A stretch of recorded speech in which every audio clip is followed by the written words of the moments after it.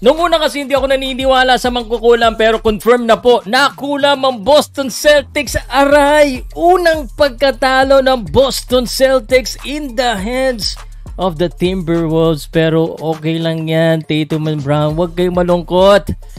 Hay, tingin ko talaga nakulam eh. I mean, pinanood ko yung laro eh.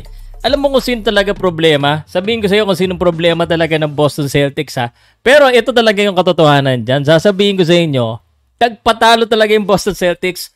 Patibong lang yan, promise. Powercast Sports. If you're new here, don't forget to subscribe and hit the notification bell. This video is presented by sportsplus.ph. What's up guys? Libre Asar. At anyway, talo po yung Boston Celtics against the Timberwolves. Masakit. Ano ba nangyari? Bakit ba natalo yung bata natin dyan sa Timberwolves? Lakas ng Timberwolves ha. Ito po yung stats. At actually maganda naman yung stats eh. If you look at this, tingnan mo ha. So, field goal percentage, 51%. Ang pinakapangit lang talaga at nagpapangit.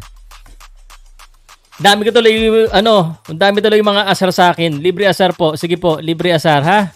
Yes po, sir. Ikaw, sige. Mangkukulam.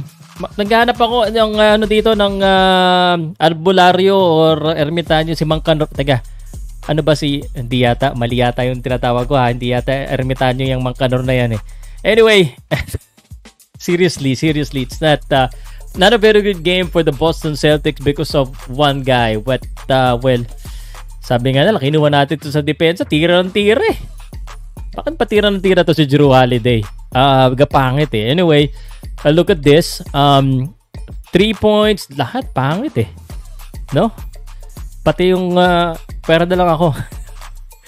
Anyway, points in the paint panalo. Ito po talaga yung yung pumatay sa atin eh. Ang pumatay talaga si Anthony Edwards at saka si Jaden McDaniels. Grabe, hindi mapigilan to si Anthony Edwards. Ant-Man, congrats sa kaibigan ko si Drin. Siya eh. Timberwolves, iyak si Pau Salud.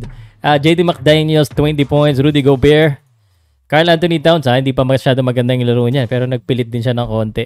Ang pinaka talaga nagpahirap sa atin, ang nagpapangit, ang daming foul trouble at saka hindi maganda po yung shooting. Si Jason Tatum 12 out of 22, which is actually fine. Sa totoo lang, 12 out of 22 is okay. Yung Kristaps Porzingis 5 out of 14, pumangit ng bandang huli yung kanyang shots. At ang pinakapangit sa lahat, Jrue Holiday 0 out of 4 from the outside. At hindi talaga makapukol eh. Hindi ko alam bakit tira sila ng tira. Hindi na nabigay kay Jaylen Brown at saka kay Kristaps. Pero sumablay din yung winning shot sana ni Jaylen Brown. Top of the key 3-point. Anthony Edwards. Nakalusod kayo. Ha? Pero huwag kayo masyado masaya ha. Patibong yan para sa next na laban sa Sixers. Promise. And then, tsaka ayaw namin ng kami lang yung undefeated eh. Anyway guys, that's the recap for the Boston Celtics versus the Timberwolves game. Bawi na lang tayo. And you know what's the good thing about this? It means competitive yung NBA. Comment down below, libre asar po. Mangkukulam talaga yan.